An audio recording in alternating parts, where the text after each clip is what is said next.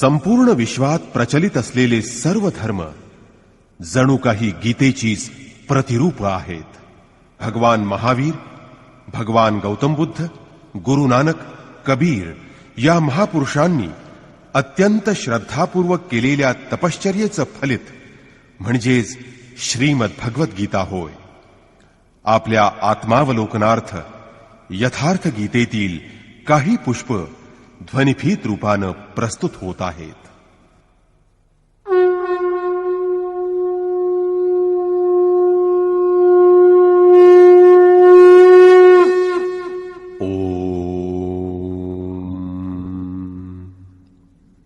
श्री परमात्मने नमः. यथार्थ गीता श्रीमद् भगवद गीता अथ सप्तमोऽध्यायः. अध्याय 7. मागील सर्व अध्यायांमध्ये गीतेमधील मुख्य प्रश्नांबद्दलची चर्चा पूर्ण झाली आहे. निष्काम कर्मयोग, ज्ञानयोग, कर्म आणि यज्ञाचं स्वरूप आणि त्याचे क्रियाविधी, योगाचं वास्तव स्वरूप आणि त्याचा होणारा परिणाम, तसंच अवतार, वर्णसंकर, सनातन अशा आत्मस्थित महापुरुषानं लोकहितासाठी कर्म करावं यावर भर, युद्ध इत्यादी विषयांवर सविस्तर चर्चा केली गेली आहे.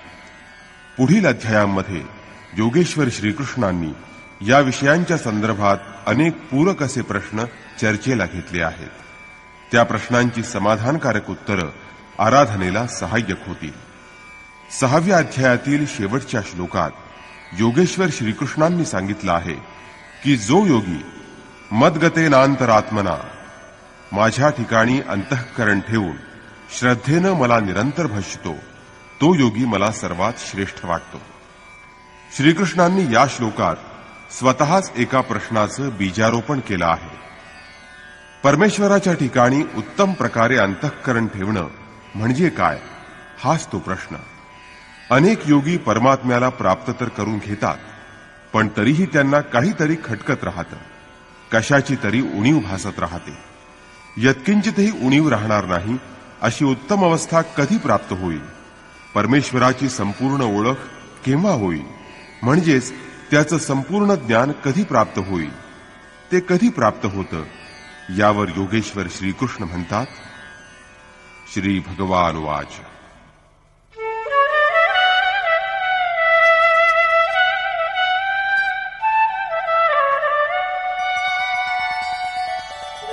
मय्यासक्तमनाः पार्थ योगं युञ्जन्मदाश्रयः असंशयं समग्रं माम् यथा ज्ञास्यसि तच्छृणु.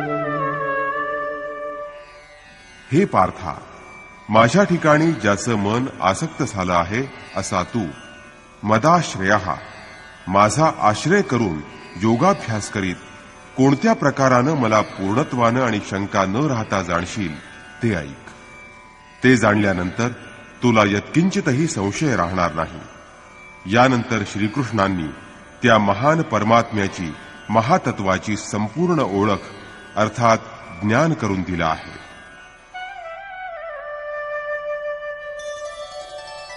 ज्ञानं तेहं सविज्ञानम् इदं वक्ष्याम्यशेषतः यज्ज्ञात्वा नेह भूयोऽन्यत् ज्ञातव्यमवशिष्यते. मी हे ज्ञान तुला विज्ञानासहित पूर्णत्वानं सांगेन.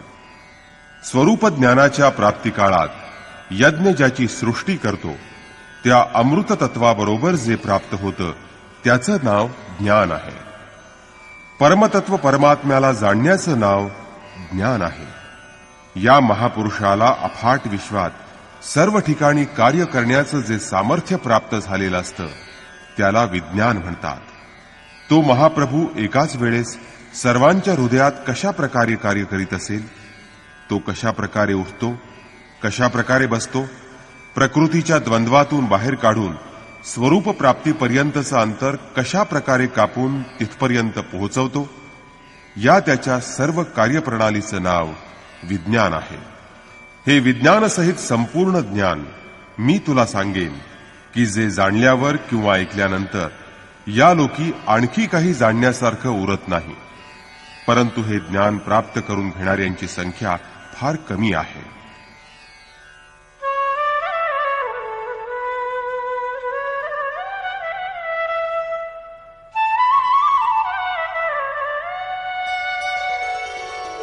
मनुष्याणां सहस्रेषु कश्चिद्यतति सिद्धये यततामपि सिद्धानां कश्चिन्मां वेत्ति तत्त्वतः.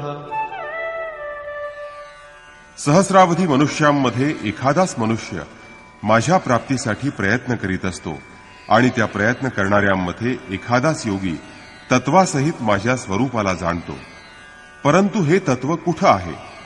एका ठिकाणी ते पिंडरूपानं आहे की सर्वत्र व्यापून राहिलेलं आहे? यावर श्रीकृष्ण म्हणतात, भूमिरापो नलो वायुः खं मनो बुद्धिरेव च अहंकार इतीयं मे भिन्ना प्रकृतिरष्टधा. हे अर्जुना, पृथ्वी, आप, तेज, वायू, आकाश, मन, बुद्धी आणि अहंकार अशा 8 प्रकारांनी माझी प्रकृती विभागलेली आहे. हीच अष्टधा मूळ प्रकृती आहे. अपरेयमितस्त्वन्या प्रकृतिं विद्धि मे परा जीवभूतां महाबाहो ययेदं धार्यते जगत्. हे अर्जुना, इयम म्हणजे ही 8 प्रकारची माझी अपरा म्हणजे जड प्रकृती आहे. महाबाहू अर्जुना, जिच्या योगानं हे सर्व जग धारण केलं गेलं आहे, अशी माझी हिच्याहून दुसरी जीवभूता परा प्रकृती म्हणजेच चेतना प्रकृती आहे असं समज. तोच जीवात्मा आहे. हे 8 प्रकार त्याच्या ठिकाणी असतात आणि म्हणून तोही प्रकृतीतच आहे.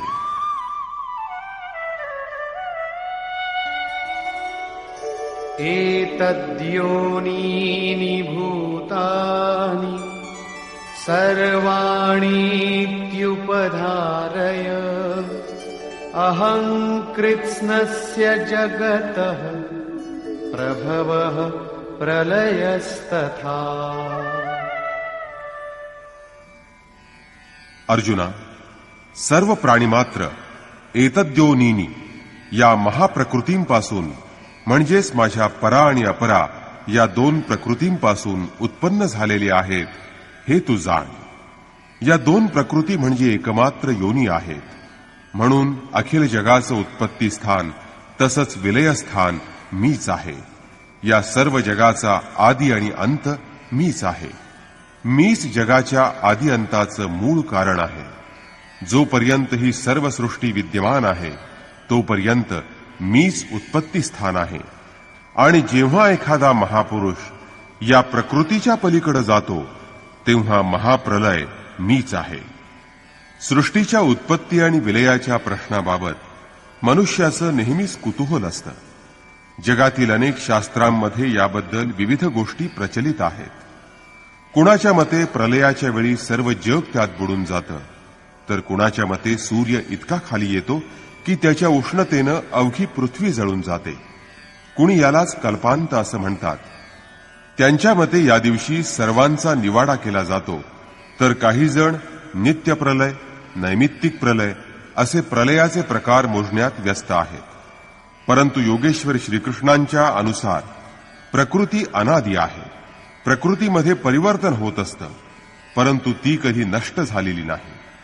भारतीय धर्मग्रंथांच्या मते मनूनं प्रलय पाहिला होता. त्याच्यासह 11 ऋषींनी एका मोठ्या माशाच्या शिंगाला नाव बांधून त्यातून ते हिमालयाच्या एका उत्तुंग शिखरावर गेले होते आणि तिथं प्रलय ओसरेपर्यंत राहिले होते असं त्या धर्मग्रंथात म्हटलं आहे. श्रीकृष्णांचे उपदेश आणि त्यांच्या जीवनासंबंधी ज्यामध्ये वर्णन आहे त्या भागवतामध्ये मृकंडू मुनींचे पुत्र मार्कंडेय यांनी प्रत्यक्ष पाहिलेल्या प्रलयाचं वर्णन दिलेलं आहे. ते हिमालयाच्या उत्तरेस पुष्पभद्रा नदीच्या किनारी राहत होते. भागवताच्या 12व्या स्कंधातील 8व्या आणि 9व्या अध्यायात शौनकादी ऋषींनी सूतजींना विचारलं आहे की मार्कंडेय मुनींनी महाप्रलयामध्ये वडाच्या एका पानावर बालमुकुंदाचं दर्शन घेतलं होतं असं म्हटलं जातं, पण ते तर आमच्याच वंशातील होते आणि आमच्यापेक्षा काही वर्षच ते आधी होऊन गेलेले आहेत. त्यांच्या जन्मानंतर ना प्रलय झाला आहे ना सृष्टी डुबली आहे, सर्व काही यथास्थित आहे. मग त्यांनी कोणता प्रलय पाहिला? यावर सूतजींनी सांगितलं की मार्कंडेय मुनींच्या प्रार्थनेनं प्रसन्न होऊन नरनारायणानं त्यांना दर्शन दिलं.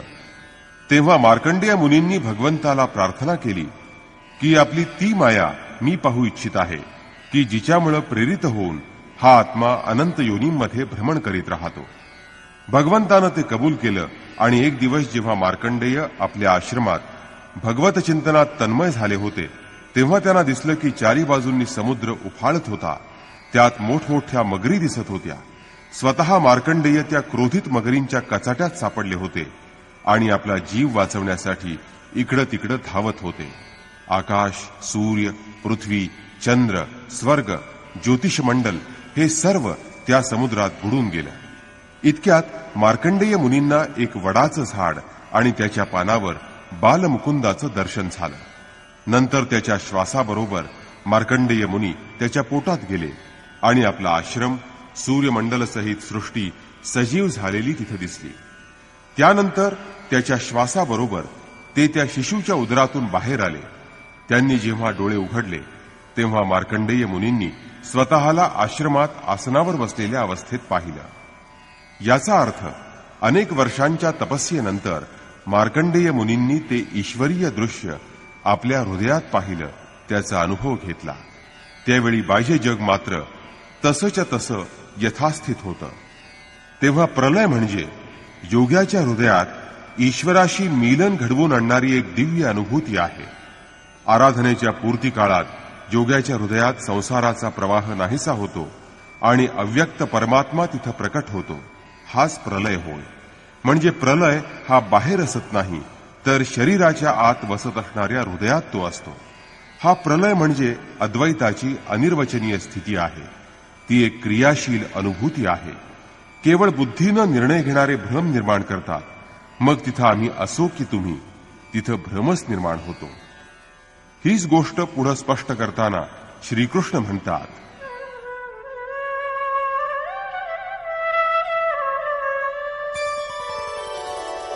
मत्तः परतरं नान्यत् किंचिदस्ति धनंजय मयि सर्वमिदं प्रोतं सूत्रे मणिगणा इव.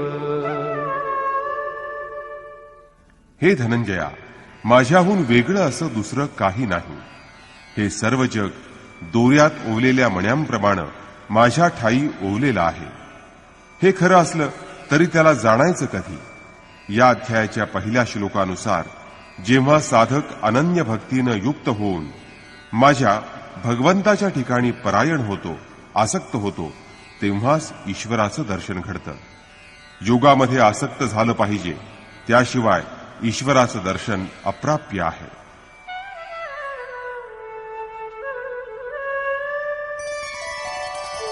रसोऽहमप्सु कौन्तेय प्रभास्मि शशिसूर्ययोः प्रणवः सर्ववेदेषु शब्दः के पौरुषं नृषु. हे धनंजया, उदकातील रस मी आहे, सूर्यचंद्रामधील प्रभा मी आहे, सर्व वेदांमधील ओंकार मी आहे. ओ अधिक अहम अधिक कार, स्वतःचा आकार मी आहे. आकाशातील शब्द आणि पुरुषामधील पौरुष पराक्रम मीच आहे. पुण्यो गन्धः पृथिव्याञ्च तेजश्चास्मि विभावसौ जीवनं सर्वभूतेषु तपश्चास्मि तपस्विषु. पृथ्वीतील पवित्र गंध आणि अग्नीमधील तेज मी आहे. सर्व प्राणीमात्रांचं जीवन आणि तपस्व्यांचं तप मी आहे. बीजं मां सर्वभूतानां विद्धि पार्थ सनातनम् बुद्धिर्बुद्धिमतामस्मि तेजस्तेजस्विनामहम्. हे पार्था, सर्व प्राणीमात्रांचं शाश्वत आणि अनादि बीजकारण मीच आहे असं जाण. बुद्धिमंतांची बुद्धी मी आहे आणि तेजस्वी लोकांचं तेजही मीच आहे. याच क्रमात ते पुढे सांगत आहेत. बलं बलवतां चाहं कामरागविवर्जितम् धर्माविरुद्धो भूतेषु कामोऽस्मि भरतर्षभ. काम आणि राग अर्थात आसक्ती या दोहोंनी विरहित असं बलवंताचं बल मी आहे. या जगात अनेक जण बलवान बनत असतात. कोणी दंड बैठका काढतात, कोणी परमाणू जमवतात, परंतु श्रीकृष्ण म्हणतात काम आणि राग यांनी विरहित असलेलं त्यांच्या पलीकडे असणारं बल मी आहे आणि तेच वास्तव बल आहे. सर्व प्राणीमात्रांच्या ठिकाणी धर्माला अनुसरून असणारा काम मी आहे. परब्रह्म परमात्माच एकमेव धर्म आहे. त्यानं अखिल विश्व धारण केलेला आहे. तोच शाश्वत आत्मा आहे. तोच धर्म आहे. त्या धर्माच्या विरुद्ध न जाणारी जी इच्छा ती मी आहे. तोच धर्म आहे. पुढे श्रीकृष्ण अर्जुनाला म्हणाले की हे अर्जुना, माझ्या प्राप्तीची तू इच्छा कर. एरवी साधकाला सर्व कामना वर्ज्य आहेत, परंतु परमात्म्याला प्राप्त करून घेण्याची इच्छा अत्यंत आवश्यक आहे. अन्यथा तुम्ही कर्मयोगामध्ये प्रवृत्तच होणार नाही. ही इच्छा देखील माझीच देणगी आहे. ये चैव सात्विका भावा राजसास्तामसाश्च ये मत्त एवेति तान् विद्धि नत्वहं तेषु ते मयि. तसंच जो सत्वगुणापासून उत्पन्न झालेला भाव आहे, तसंच रजोगुण आणि तमोगुणापासून उत्पन्न झालेला भाव आहे, ते सर्व भाव माझ्यापासून उत्पन्न झाले आहेत असं तू जाण. परंतु मी त्यांच्यात किंवा ते माझ्यात नाही. कारण ना मी त्यांच्यामध्ये गुंतलो गेलो आहे, ना ते भाव माझ्या ठिकाणी. ते माझ्या ठिकाणी प्रवेश करू शकत नाही, कारण मला कर्माची स्पृहा किंवा इच्छा कधीच नसते आणि ते भावही माझ्या ठिकाणी प्रवेश करू शकत नाहीत. मी निर्लेप आहे. मला त्यांच्याकडून काहीही प्राप्त करावयाचं नाही आणि म्हणून ते माझ्या ठिकाणी प्रवेश करू शकत नाहीत. ज्याप्रमाणे शरीरात आत्मा असेल तरच शरीराला तहान आणि भूक लागत असते, परंतु आत्म्याला अन्न अथवा जलाचं काहीच प्रयोजन नसतं. त्याच प्रकारे प्रकृती परमात्म्याच्या उपस्थितीतच आपलं कार्य करू शकते, परंतु परमात्मा तिच्या गुणांपासून कार्यापासून अलिप्त असतो. त्रिभिर्गुणमयैर्भावैः एभिः सर्वमिदं जगत् मोहितं नाभिजानाति मामेभ्यः परमव्ययम्. सत्व, रज आणि तम या त्रिगुणात्मक भावांनी मायेनं या जगाला भुरळ पाडली आहे. त्यामुळे या तीन गुणांच्या पलीकडे असणारा निर्गुण आणि अविनाशी असा जो मी, त्याला लोक जाणत नाहीत. मी या तीन गुणांच्या पलीकडे असणारा आहे.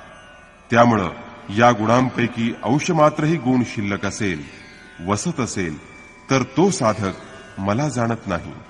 त्याला माझ्या परत येण्यासाठी अजून मार्ग आक्रमावा लागणार आहे. तो अजून परमात्म मार्गावरील पथिक आहे.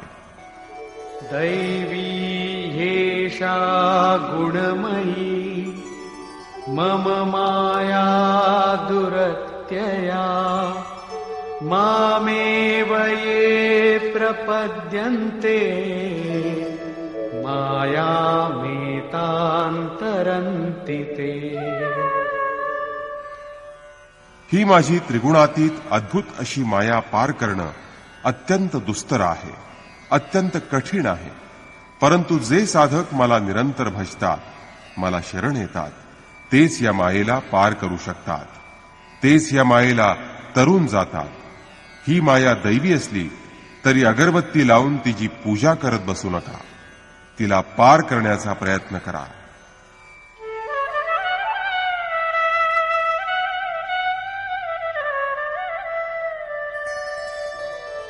न मां दुष्कृतिनो मूढाः प्रपद्यन्ते नराधमाः मायया परितज्ञानाः आसुरं भावमाश्रिताः.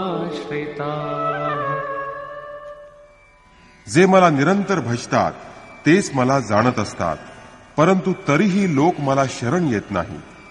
मायेमुळे ज्यांचं ज्ञान नष्ट झालं आहे, त्यामुळे ज्यांनी आसुरी मार्गांचा अवलंब केला आहे, असे अधम कामक्रोधांनी युक्त असणारे मूढ लोक मला भजत नाहीत. मग मला कोण भजतं?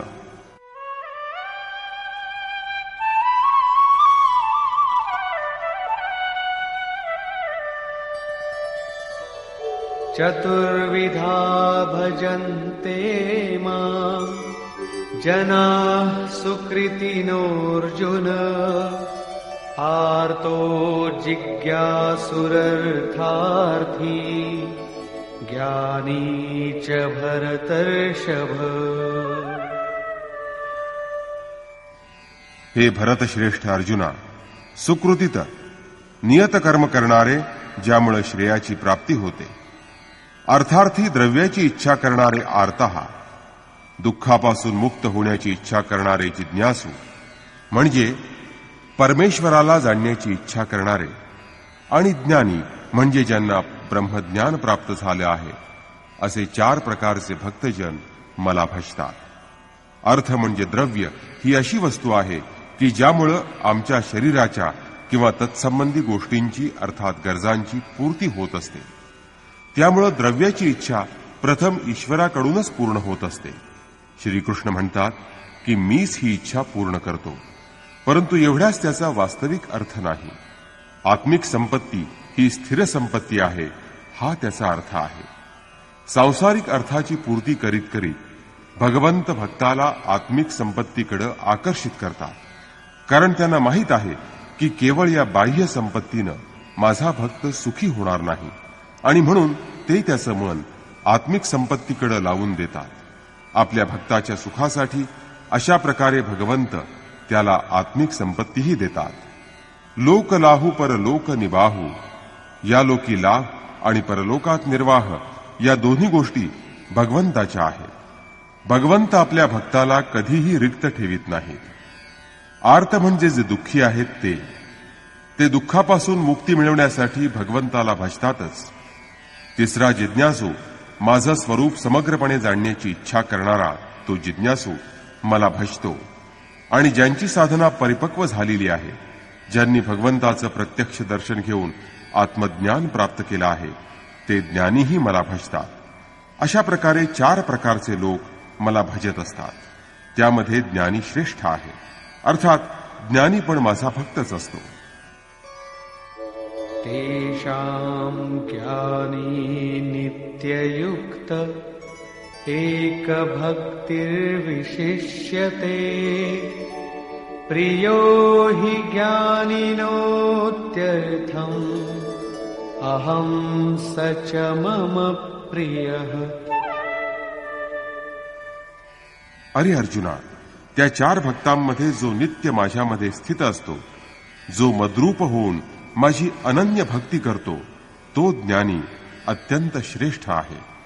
कारण साक्षात्कारामुळं माझं स्वरूप तो जाणत असल्यानं त्या ज्ञानी भक्ताला मी अत्यंत प्रिय असतो आणि मलाही तो अत्यंत प्रिय असतो. तो ज्ञानी म्हणजे माझंच स्वरूप आहे.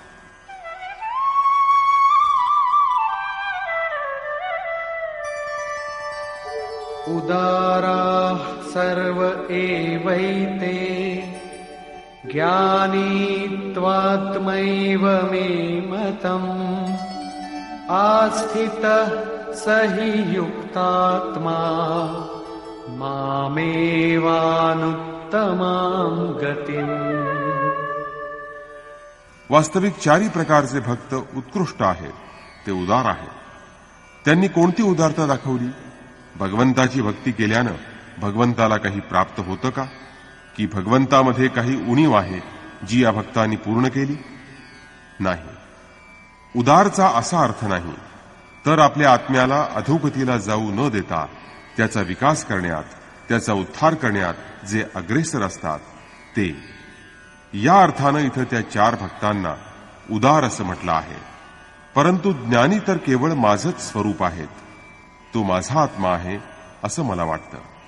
कारण स्थिरबुद्धी असणारा तो सर्वोत्तम गतिस्वरूप अशा माझ्यामध्ये स्थिर झालेला आहे.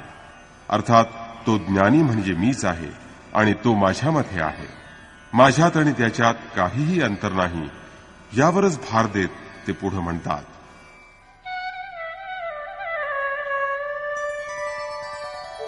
बहूनां जन्मनामन्ते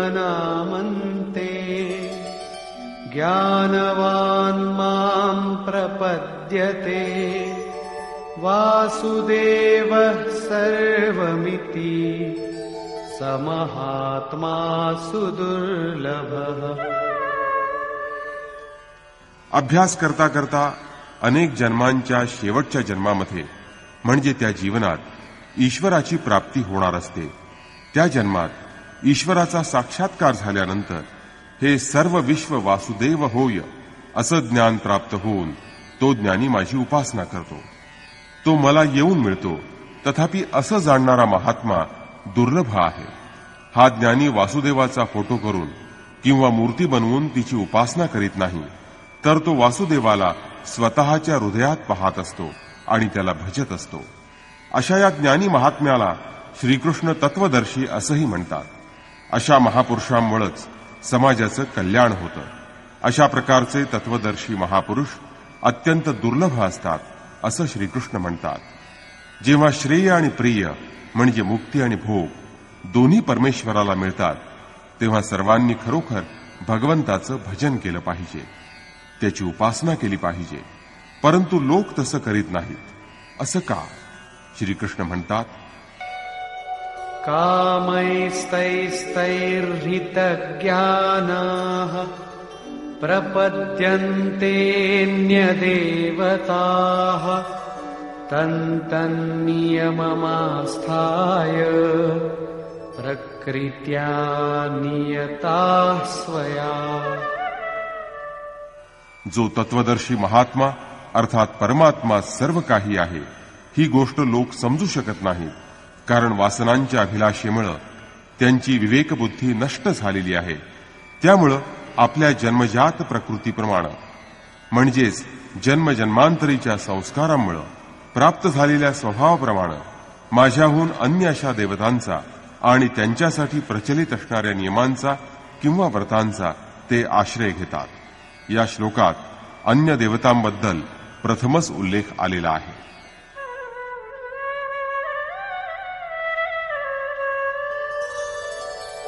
यो यो यां यां तनुं भक्तः श्रद्धयार्चितुमिच्छति तस्य तस्याचलां श्रद्धां तामेव विदधाम्यहम्.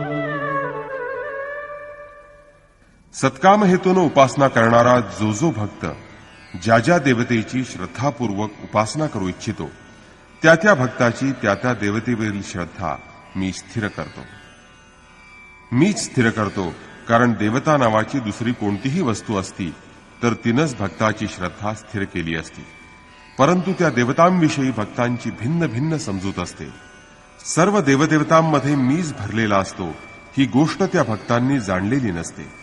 सतया श्रद्धया युक्तः तस्याराधनमीहते लभते च ततः कामान् मयैव विहितान् हितान्. तो पुरुष श्रद्धेनं युक्त होऊन त्या देवतेची उपासना करतो आणि त्या देवतेच्या माध्यमातून मग मीच निर्माण केलेली फळं त्याला प्राप्त होतात. ते इच्छित फळ त्यांना कोण देतं? मीच देत असतो आणि ते त्यांच्या श्रद्धेचं फळ असतं. ते कोणत्याही देवतेनं दिलेली भेट किंवा फळ नसतं. अर्थात तो कोणत्याही देवतेला भजून इच्छिलेलं फळ तर प्राप्त करून घेतो. मग त्यात वाईट काय आहे?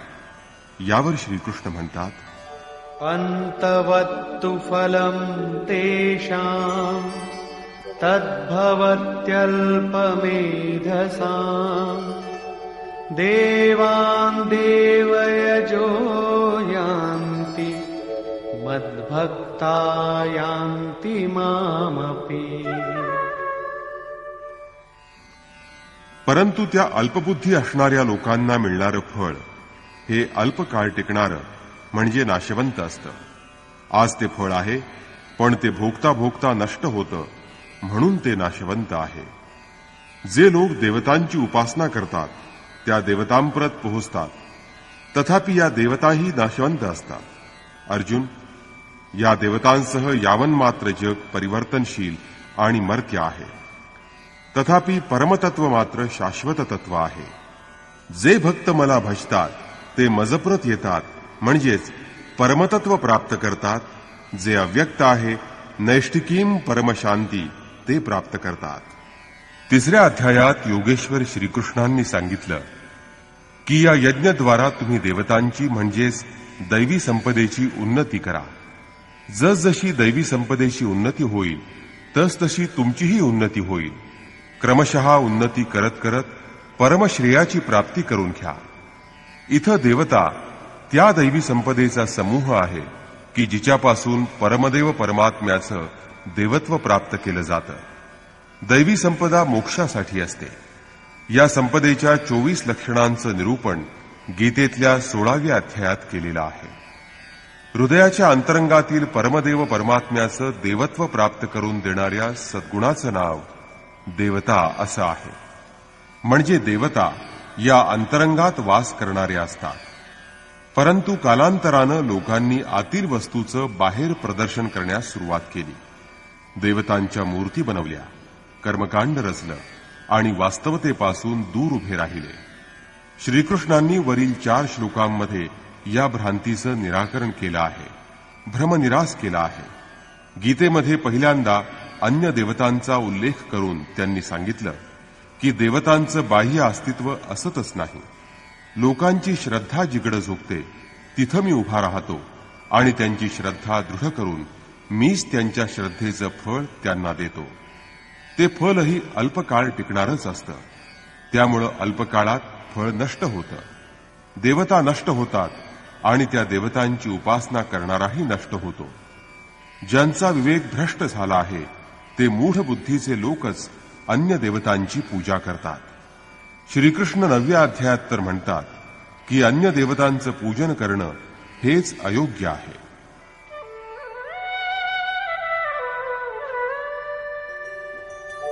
अव्यक्तं व्यक्तिमापन्नं मन्यन्ते माम बुद्धयः परं भावमजानन्तो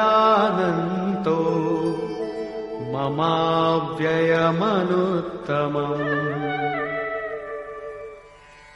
देवतांचं बाह्य जगतात कुठं अस्तित्व नसताना देवतांच्या नावावर जे फळ मिळतं ते नाशवंत असतं. तरीही सर्व लोक माझी उपासना करीत नाहीत. कारण बुद्धिहीन पुरुष वासनांच्या अभिलाषेमुळे ज्यांचं ज्ञान भ्रष्ट झालं आहे असे लोक सर्वोत्तम, अविनाशी आणि परमप्रभावी अशा मला चांगल्या प्रकारे जाणत नाहीत. त्यामुळं अव्यक्त दशेतून व्यक्त अशा स्वरूपात मी प्रकट झालो आहे असं ते समजतात. अर्थात श्रीकृष्णही मनुष्य म्हणजे शरीरधारी योगी होते, योगेश्वर होते. जे स्वतः योगी आहेत आणि दुसऱ्यांना योग प्रदान करण्याची क्षमता ज्यांच्यात आहे त्यांना योगेश्वर म्हणतात. योग्य प्रकारे साधना करीत स्वतःचा क्रमशः विकास करीत करीत महापुरुषही त्या परमभावामध्ये स्थिर होतात. तरी देखील वासनांनी विवश झालेले मंद बुद्धीचे लोक त्याला सामान्य समजतात. त्यांना असं वाटतं की माझ्याप्रमाणे तर तो जन्माला आला आहे, मग तो भगवान कसा असू शकेल. अर्थात त्या बिचाऱ्यांचा काय दोष.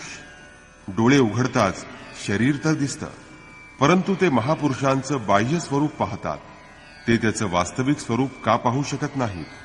यावर योगेश्वर श्रीकृष्ण म्हणतात, नाहं प्रकाशः सर्वस्य योगमाया समावृतः मूढोऽयं नाभिजानाति लोको मामजमव्ययम्. ज्या मायेमुळे परमात्मा झाकला गेला आहे ती माया सामान्य मनुष्याला पडद्याप्रमाणे असते. सामान्य मनुष्य तिलाच योग साधना समजून ती मध्ये प्रवृत्त होतो. यानंतर योगमायेचं म्हणजे योगक्रियेचंही एक आवरण असतं. योगाचं अनुष्ठान करत करत साधकाला जेव्हा योगारूढता प्राप्त होते तेव्हा मायेनं झाकल्या गेलेल्या त्या परमात्म्याला तो जाणतो. योगेश्वर म्हणतात की मी आपल्या योगमायेनं झाकलेलो आहे. ज्यांनी योगारूढता प्राप्त केली आहे असे योगीच मला यथार्थपणे पाहू शकतात. मी सर्वांना दिसू शकत नाही आणि म्हणूनच अज्ञानी मनुष्य जन्मरहित, ज्याला जन्म घ्यायचा नसतो, अविनाशी, ज्याचा नाश होत नाही, अव्यक्त, ज्याला पुन्हा व्यक्त व्हायचं नसतं, असे मला जाणत नाही. अर्जुन सुद्धा श्रीकृष्णाला आपल्याप्रमाणे मनुष्यच समजत होता. परंतु जेव्हा श्रीकृष्णांनी त्याला दिव्य दृष्टी दिली तेव्हा तो प्रार्थना करू लागला, क्षमेची याचना करू लागला, करुणा भाकू लागला. खरोखर आमच्या डोळ्यावर मायेचं झापड असल्यानं, मायेमुळं आम्ही आंधळे बनल्यामुळं अव्यक्त अशा महापुरुषाला आम्ही ओळखू शकत नाही.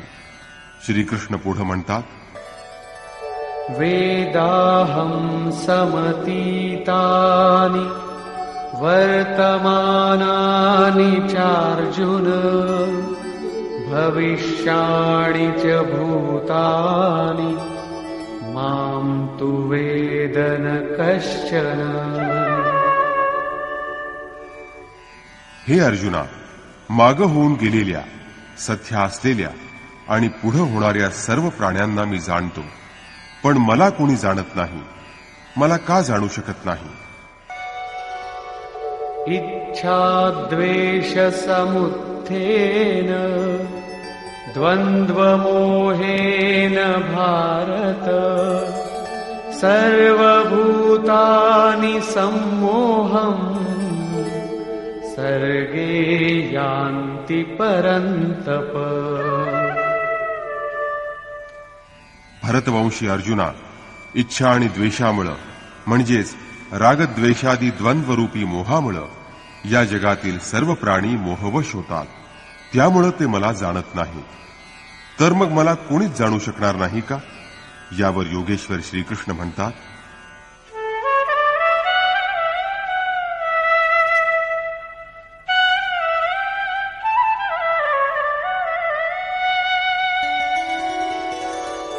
येषां त्वन्तगतं पापं जनानां पुण्यकर्मणां ते द्वन्द्वमोहनिर्मुक्ता भजन्ते मां दृढव्रताः.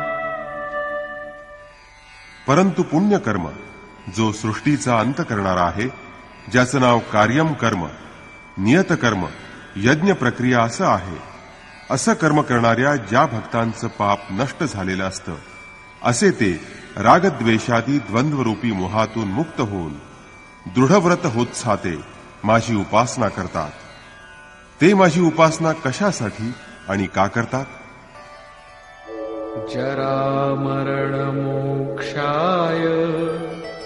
मामाश्रित्य यतन्ति ये ते ब्रह्म तद्विदुः कृत्स्नम् अध्यात्मं कर्म चाखिलम्. जे माझा आश्रय करून जरा आणि मरण यांच्यापासून मुक्त होण्याकरता प्रयत्न करतात ते त्या परब्रह्म्याला, संपूर्ण अध्यात्माला आणि संपूर्ण कर्माला जाणतात. तसंच साधिभूताधिदैवं मां साधियज्ञं च ये विदुः प्रयाणकालेऽपि च मां ते विदुर्युक्तचेतसः. जे अधिभूतासह, अधिदैवतासह आणि अधियज्ञासह सर्व मीच आहे अशा प्रकारे मला जाणतात, ते माझ्या ठिकाणी युक्त चित्त असणारे पुरुष अंतकाळी देखील मला जाणतात. माझ्या ठिकाणी स्थित असतात आणि ते सदैव माझ्या स्वरूपाशी एकरूप झालेले असतात.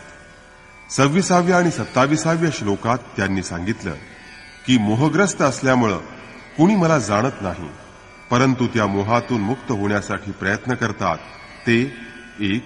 संपूर्ण ब्रह्म, 2. संपूर्ण अध्यात्म, 3. संपूर्ण कर्म, 4.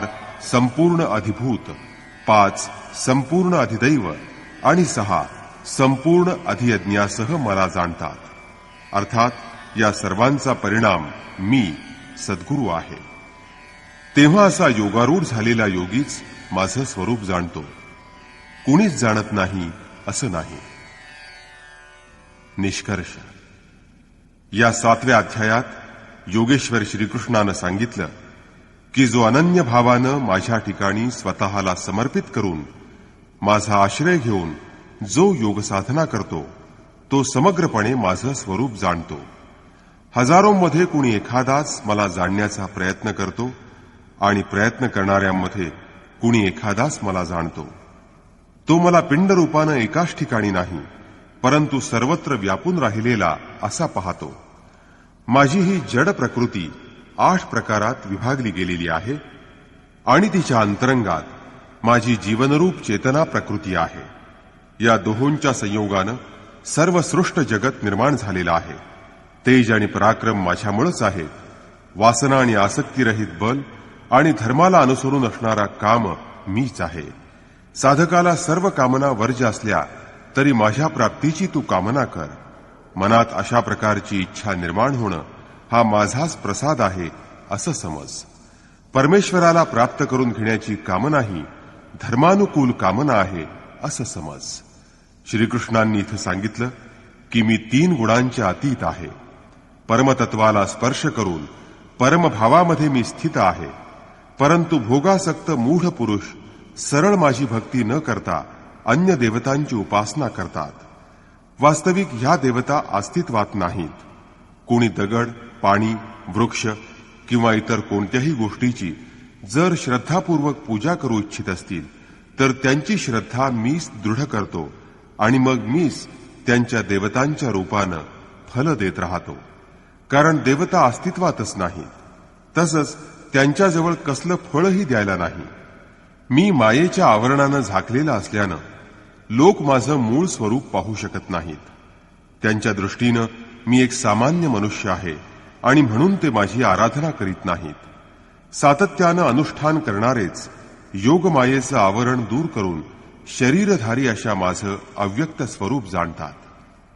माझे भक्त 4 प्रकारचे असतात: अर्थार्थी, आर्त, जिज्ञासू आणि ज्ञानी.